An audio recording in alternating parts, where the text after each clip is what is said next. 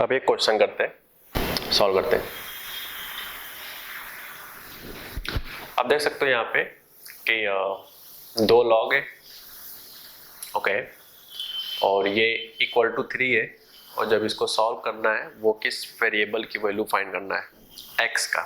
तो x निकालने के लिए इसमें क्या क्या प्रोसेस होगा वो हम लोग बात करेंगे। ठीक, ये हमें गिवन था, ठीक है, ये डाटा अपने को दिया हुआ है। अब बताओ, क्या 2 लॉग को यहाँ पे ऐड किया जा रहा है? 2 लॉग को ऐड किया जा रहा है, बिल्कुल ऐड किया जा रहा है। क्या ऐड करने में कोई रूल लग रहा है? जी बिल्कुल, क्योंकि बेस दोनों में क्या है, सेम है। तो रूल पढ़ा जा रहा है कि जब 2 लॉग को ऐड किया जाए और बेस सेम हो तब उनको नंबर का आपस में मल्टीप्लाई कर लेते हो। तो 3 minus x into 1 minus x is equal to 3। ठीक, ये हो जाएगा। अब अगर हम लोग इसका आपस में मल्टीप्लाई करें तो कुछ इस तरह से होगा, 3 minus X minus 3x minus 4x and plus का X square is equal to 3। ठीक, तो आप देख सकते हो कि ये लॉग फॉर्म में बन चुका है। ठीक, लेकिन यार x कैसे निकालें, ये सबसे बड़ी समस्या है। तो मैं अब तुम्हें यहाँ ट्रिक बताने जा रहा हूँ। ट्रिक मतलब कन्वर्ट करने का। जैसे अभी हमने सीखा शुरुआत में फर्स्ट पॉइंट कि 1 पावर एक्स वाई होता है, तो इसको हम क्या ले सकते हैं, log y base is equal to x. यही तो पढ़ा। मतलब अगर एक्सपोनेंशियल लिखा है तो कन्वर्ट करेंगे तो लॉग में इस तरह से होता है। अच्छा, उल्टा भी तो हो सकता है कि अगर लॉग में ही लिखा हो तो तब हम इसको एक्सपोनेंशियल में कैसे कन्वर्ट करेंगे। आप देख सकते हो लॉग y बेस a है, तो यहां से हम क्या करेंगे, जिस नंबर का लॉग लेते हैं उसको एज इट इज कॉपी करेंगे और इक्वल का साइन लगाएंगे। जिस नंबर का लॉग लेंगे उस नंबर को as it is same to same copy करेंगे। यहाँ पे किस नंबर का लॉग जा रहा है, यहाँ से लेकर यहाँ तक का। ठीक, तो इसको हम एज इट इज कॉपी करेंगे, हो गया। और इक्वल टू लिखेंगे, जो लॉग का बेस होगा उसको नीचे लिखेंगे और इस पावर को a के पावर दे देंगे बस। मतलब जो लॉग के इक्वल है वो a के पावर में चला जाता है। तो ये इसका स्पेसिफिक पार्ट है। ठीक है, तो यहाँ क्या लिखे, 3 के पावर 2 लिखे या 2 पावर 3 लिखे। तो मेरा कहना है कि 2 पावर 3। क्यों? क्योंकि लॉग का बेस नीचे होता है, लॉग का बेस बेस में होता है, लॉग का बेस बेस में होता है, और जो इक्वल होता है वो लॉग नंबर के पावर के इक्वल होता है। ठीक, ओके, तो इसको मिटा दो आप। ठीक है, अब तो ये बहुत इजी है। यहाँ से आ जाएगा 8,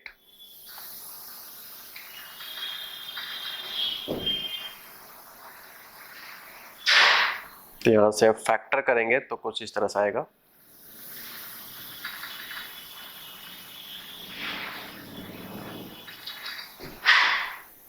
ठीक है, लॉग मतलब इसको जब एक्सपेंड करेंगे अकॉर्डिंग टू क्वाड्रेटिक इक्वेशन, अगर आपको ये सब नहीं आता है तो आप सीधा 4 फॉर्मूले लगा सकते हो। ठीक है, तो x इक्वल टू 5 और -1 है।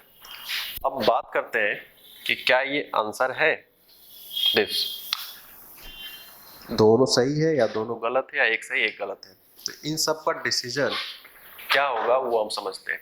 ओके, तो देखते हैं क्या है। तो आप याद करो क्लास 10 के बिलो अगर बात करें तो उसमें हम लोग किसी भी क्वेश्चन को जब सॉल्व करते थे तो जो कुछ भी आंसर आता था उसके बाद हम लोग आंसर का वेरिफिकेशन करते थे कि क्या ये हमारे क्वेश्चन का आंसर है या नहीं है। तो इसके लिए हम लोग यहाँ पे चेक करेंगे, क्या करेंगे, check at x equal to 5 and -1 in original question. Original question का क्या मतलब है, जो आपको दिया गया था सॉल्व करने के लिए। तो क्या दिया गया था,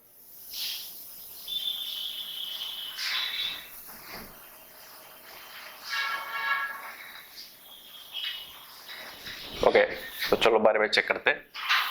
तो तो पहला है at x equal to 5, check करो, log 2 3 minus 5 plus log 2 1 minus 5 is equal to 3।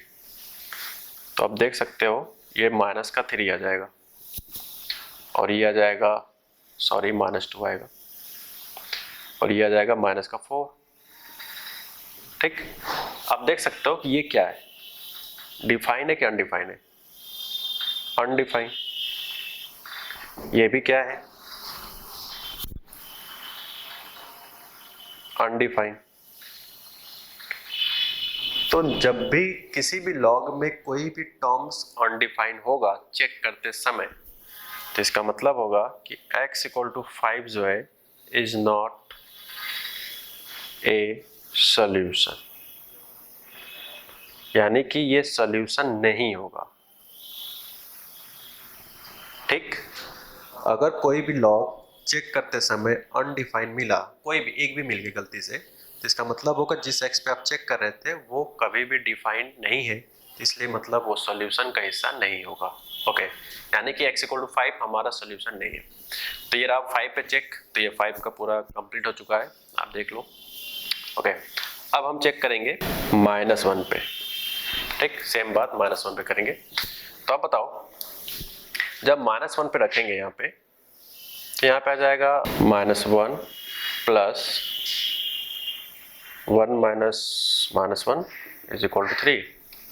तो 3 plus 1 4 base 2 log 2 is equal to 3। तो आप देख सकते हो log बेस सेम है, और क्या ये दोनों log डिफाइन भी है? बिल्कुल, आप डिफाइन का लॉजिक चेक कर लो खुद से। 4 2 8, तो 4 2 8 हो जाएगा। तो क्या ये log के फॉर्म में है? तो जब इसको एक्सपोनेंशियल फॉर्म में कन्वर्ट करेंगे तो क्या मैंने क्या होता है, जिस नंबर का log लेते हैं उसको यहाँ लिखते हैं इज इक्वल टू, log का जो बेस होता है वो इक्वल टू में बेस में आता है, और जो इक्वल टू होता है पावर में आता है। तो अब देख सकते हो 8 इक्वल टू 8 ये आ रहा है। इसका मतलब है कि x equal to -1 is a solution. तो अब देख सकते हो बाई कैलकुलेशन सिर्फ 2 आंसर आया था, 5 और -1, but after check like this, okay, तो सिर्फ केवल एक सोल्यूशन आ रहा है जिसकी वैल्यू है -1। तो इसलिए हमारा जो फाइनल आंसर होगा वो x इक्वल टू -1 होगा। तो इस तरह से हम लोग फॉर्मूला कैसे लगता है, कैसे क्या लगता है, वो सारा कुछ हमने यहाँ पे डिसाइड कर लिया। अगर मान लो सेम क्वेश्चन में ये पूछता है कि number of solution, question given देकर हम जैसे हमने x पूछा था, अगर इसमें ये पूछता है कि नंबर ऑफ सोल्यूशन कितने हैं, तो जिसको ये चीज पता नहीं होता तो वो क्या मारता, 2 सोल्यूशन, लेकिन वास्तव में सॉल्व करने के बाद कितना सोल्यूशन मिला है, सिर्फ 1। तो इसलिए आपको किसी भी लॉग के सवाल को अटेम्प्ट करते समय हमेशा चेक करना होगा कि क्या जिस x की वैल्यू आए है क्या वो हमारे क्वेश्चन का आंसर है या नहीं है। तो आप हमेशा उस x को ओरिजिनल क्वेश्चन में चेक करना है। ओरिजिनल का मतलब होगा जो आपको गिवन है, ठीक है। ओके, तो ये क्वेश्चन फिनिश होता है। पिछले एग्जाम्पल में हमने देखा कि 2 लॉग को ऐड किया जा रहा था। ओके, अब यहाँ पे 2 लॉग होंगे, दोनों में 2 बात का इंपॉर्टेंट है, दोनों में बेस सेम है पहली बात, और दोनों को सब्ट्रैक्ट किया जा रहा है। तो इनको कलेक्ट कर कर एक सिंगल लॉग में लिखने का तरीका है, आप देख सकते हो। जो पहले लिखा होगा उसको लिख लो, और ये जो माइनस साइन है इसको उठाकर यहाँ पे पेस्ट कर दो। ये जो माइनस साइन है उठा के यहाँ पेस्ट कर दो। ये माइनस साइन है, ये डिवाइड का सिंबल है, बट याद करने का तरीका बता रहा हूँ। ओके, ये फॉर्मूला हो जाएगा log m/n का, ठीक है। तो ये इस तरह से हम लोग अच्छे से याद रख सकते हैं। फॉर एग्जाम्पल से 7 बेस 5 है, 5 बेस 2 है, तो आप इस फॉर्मूले के अनुसार देख सकते हो कि 2 लॉग को सब्ट्रैक्ट किया जाया था, बेस दोनों में सेम थे, तो आई थिंक फॉर्मूले के अनुसार 7/2 हो जाएगा। लेकिन अगर इस सेम सवाल को इस तरह से दिया जाए, फॉर एग्जाम्पल लाइक दिस, कुछ भी हो यहाँ पे जरूरी नहीं कि यही लिखा हो, तो क्या इसको हम लोग ये लिख पाएंगे?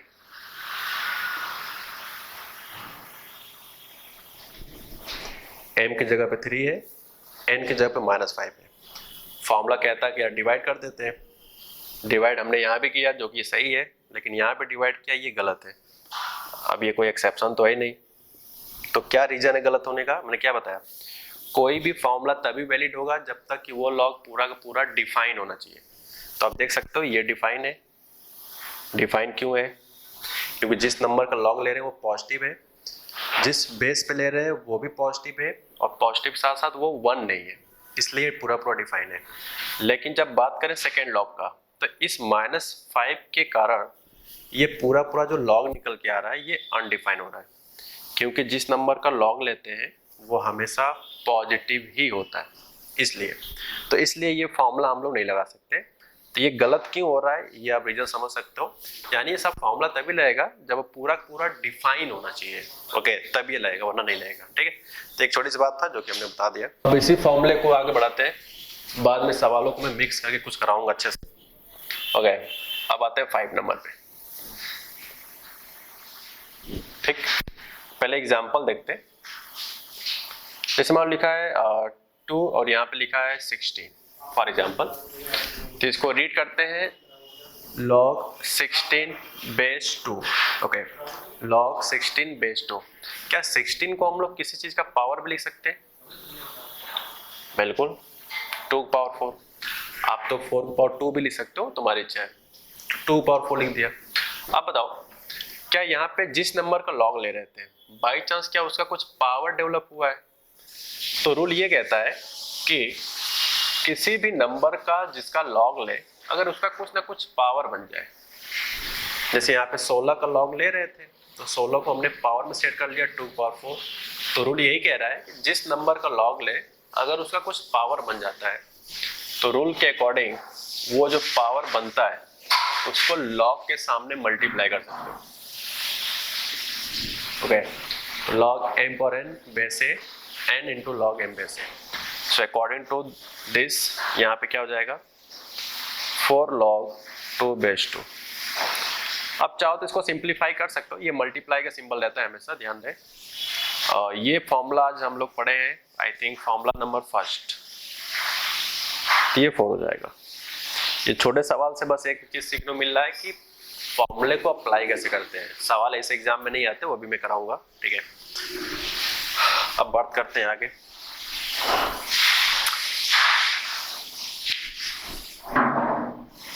अब बात करते हैं 6 का। 6 बताने से पहले एक एग्जांपल फिर पिक करते हैं। जैसे मान लो यहाँ पे लिखा है कुछ भी 8 लिखा और यहाँ पे 2 लिखा है, या 3 लिखा है, या 5, जो भी है, मान लो समथिंग। तो आप देख सकते हो यार 5 के पावर कुछ नहीं बन सकता, ज्यादा 1 लिख सकते हो, इससे ज्यादा कुछ होगा ही नहीं। लेकिन इस केस में 8 का पावर बन सकता है, जो कि 8 जो है वो बेस में लिखा हुआ है। तो पिछले फॉर्मूले में और इस फॉर्मूले में डिफरेंस सिर्फ एक चीज का है, पिछले वाले में जिस नंबर का लॉग लेते थे उसका पावर था, और जो अब पढ़ने जा रहे हैं उसमें बेस का पावर डेवलप हो रहा है। तो जब भी बेस के पावर डेवलप होते हैं, किसका पावर? बेस के पावर में, तो ये P भी सामने आता है, लेकिन जस्ट लाइक रेसिप्रोकल करके आता है। रेसिप्रोकल मीन्स अगर P लिखा है तो यहाँ पे 1/P आएगा और बाकी यहाँ से हट जाता है, जो बचता है वो as it is same to same copy कर लेते हैं, और ये मल्टीप्लाई में ही होता है। सो अकॉर्डिंग टू दिस आप यहाँ पे क्या ले सकते हो, 1/3 log 5 बेस 2। जैसे ये लिखा है, मान लो 5 के पावर मान लिखा है 2/3 फॉर एग्जाम्पल। तो रूल क्या कहता है कि अगर बेस का पावर होता है तो वो रेसिप्रोकल हो जाता है पावर का। तो यहाँ पे 2/3 लिखा है, तो रेसिप्रोकल में क्या होगा, 3/2। तो ये पूरा गायब हो जाएगा और बचेगा क्या, ठीक। तो ये हमारा फाइनल आंसर हो जाएगा। ठीक है, तो अब इसको नोट कर लो, कंप्लीट होता है ये। ठीक है,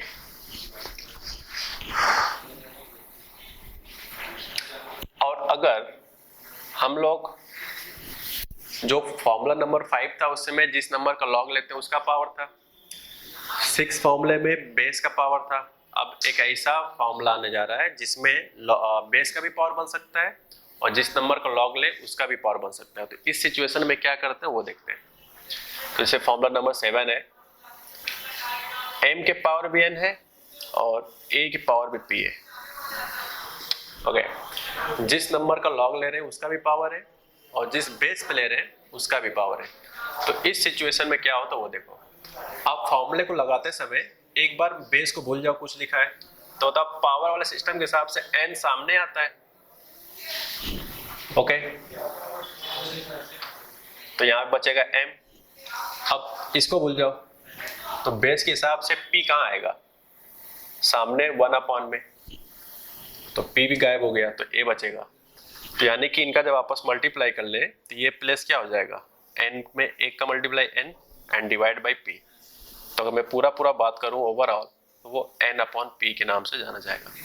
ठीक है, तो जैसे एप्लीकेशन किस तरह के हो सकते हैं, जैसे मान लो यहाँ 16 लिखा है, यहाँ पे कुछ भी लिखा है, जैसे मान लो 81 या कुछ भी हो सकता है, जो नहीं लिखा हो, जैसे 25 लिखा है मान लो, तो 25 एक 5 स्क्वायर है और जो 16 है वो 2 पावर 4 का है। तो according to this formula power जो होता है जिस नंबर का ले वो सामने आता है और जो बेस का पावर होता है वो रेसिप्रोकल में आता है, यानी कि 2/4। तो यहाँ से 2 गायब हो जाता है और यहाँ से 4 गायब हो जाता है, सिर्फ क्या बचेगा 5/2। आप चाहो तो इसको थोड़ा बहुत कैंसिल कर सकते हो आंसर निकालने के चक्कर में। ओके, तो ये फॉर्मूला हम लोगों ने एक चीज पढ़ लिया। ठीक है, अब फॉर्मूला नंबर 8 आता है।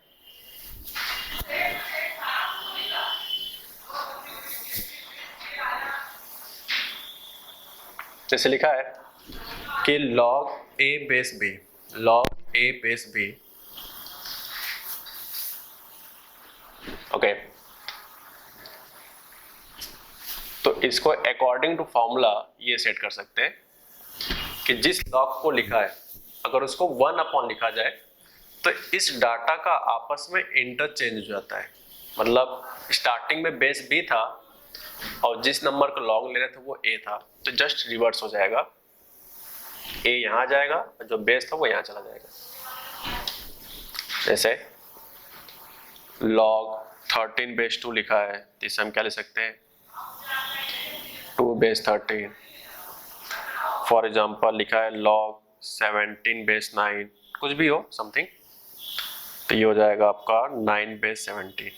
कहने मतलब है कि ये सब आपस में इंटरचेंज हो जाता है। ठीक है, ये भी आई थिंक फिनिश होता है और इसके जस्ट बाद हम एक क्वेश्चन करते हैं, फिर आगे फॉर्मूले को बढ़ाया जाएगा। ओके, क्वेश्चन है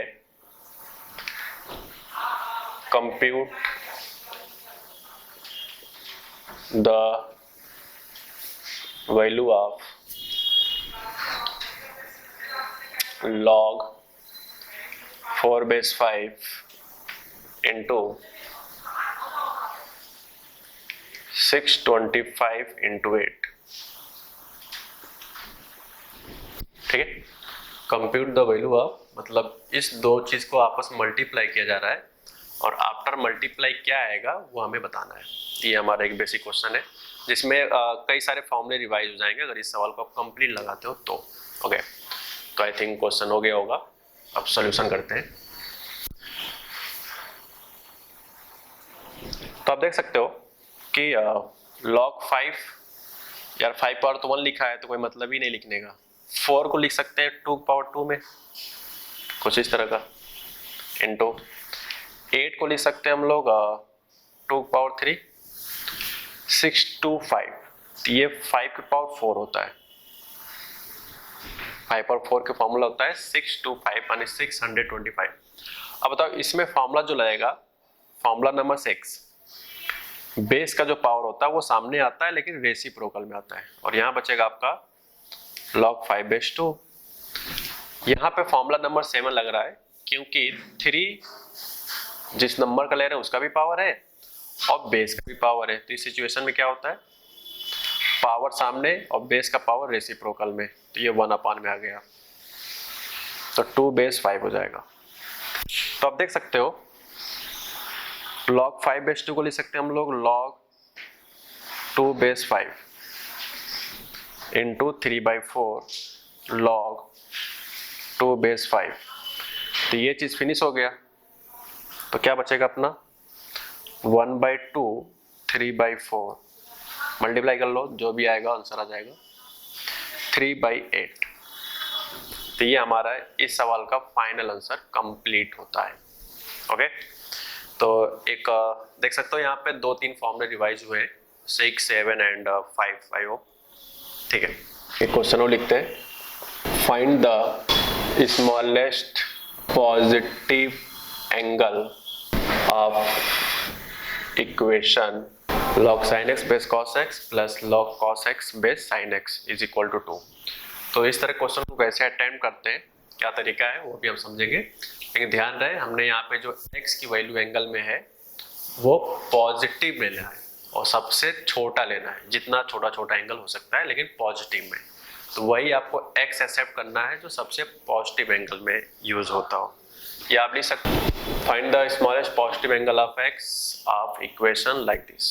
ठीक है, ये कंप्लीट होता है क्वेश्चन। अब इसका सोल्यूशन स्टार्ट करते हैं।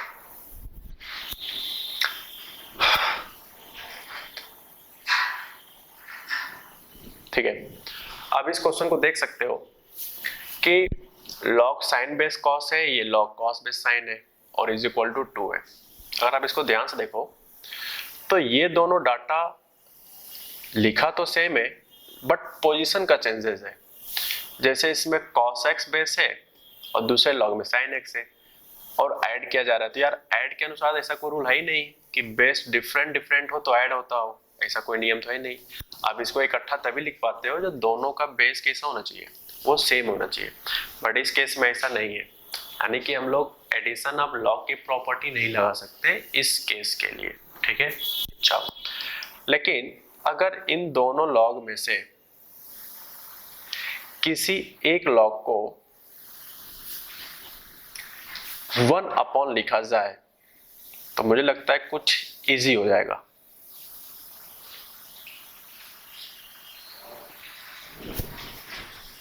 log sin बेस एक एज इट इज लिखा, मैंने इसको चेंज किया है। आप चाहो तो इसको एज इट इज कॉपी कर सकते हो और इसको 1 में लिख सकते हो, ये तुम्हारी इच्छा है। ठीक है, आगे बढ़ते हैं। तो आप देख सकते हो कि ये दोनों चीज एग्जैक्ट सेम टू सेम बन चुका है, एग्जैक्ट सेम टू सेम बन चुका है। इसका मतलब है कि इस टर्म्स को हम बार बार ना लिखें, तो समय बचाने का अगर प्रयास करें तो इसको आप लैम्डा मान लो, इससे हमारा समय काफी सारे बचेंगे और लिखना बड़ा कम होगा, सब कुछ चीज का बचत ही बचत है इसमें। ठीक है, तो क्या हो जाएगा सवाल, lambda plus 1 lambda is equal to 2, lambda plus 1 lambda equal to 2। ठीक है, अब इसको थोड़ा कैलकुलेशन करो, आफ्टर होल कैलकुलेशन वो कुछ इस अंदाज में बनेगा। ठीक है, तो यहां से आप देख सकते हो लैम्डा -1 का ये होल स्क्वायर है। ठीक, आगे बढ़ते हैं। तो यहां से लैम्डा -1 इक्वल टू 0 आ जाएगा, तो लैम्डा की वैल्यू 1 होगा। ठीक है, लेकिन यार लैम्डा तुमने माना था ना अपनी तरफ से, क्वेश्चन में तो x वाला निकालना अपने को, तो इस लैम्डा की जगह पर हमने क्या लेट किया था, इस लैम्डा के प्लेस पे हमने क्या लेट किया है, ये वाला टर्म्स, तो इसके जगह पे आप रिप्लेस कर दो ताकि कैलकुलेशन बड़े आसानी से हो जाए। फिर से आप देख सकते हो कि ये लॉगरिथम फॉर्म है, तो इसको हमें x निकालने के लिए आपको कन्वर्ट करना पड़ेगा एक्सपोनेंशियल फॉर्म में हमेशा, कोई भी सवाल हो। ठीक है, तो यहाँ पे जिस नंबर का लॉग लेते हैं वो यहाँ होता है इज इक्वल टू लॉग का बेस राइट साइड में आता है और पावर इसके पे चला जाता है। ठीक, ये तरीका है। cos x अगर नीचे डिवाइड कर दे तो sin बटे cos क्या होता है, tan x। तो आप ध्यान से देखो तो tan x इक्वल टू 1, तो x के बहुत सारे एंगल होंगे जिस x को यहाँ रखने पे इसका आंसर 1 आता हो, लेकिन हमसे पूछा गया है कि पॉजिटिव, तो इसलिए x की वैल्यू यहाँ पे मुझे π/4 लिखना पड़ेगा। 5π/4 भी होगा, 5π/4 भी होगा। ओके, फिर और भी सारे होंगे समथिंग, बट हमसे सिर्फ पॉजिटिव x और भी स्मॉलेस्ट पूछा गया है। तो स्मॉलेस्ट की अगर बात करें तो सिर्फ यही एंगल होगा जो कि स्मॉलेस्ट पॉजिटिव एंगल होने वाला है, स्मॉलेस्ट पॉजिटिव x होने वाला है। तो फाइनल आंसर की अगर बात करें इस सवाल का तो x इक्वल टू हो जाएगा π/4 फाइनल।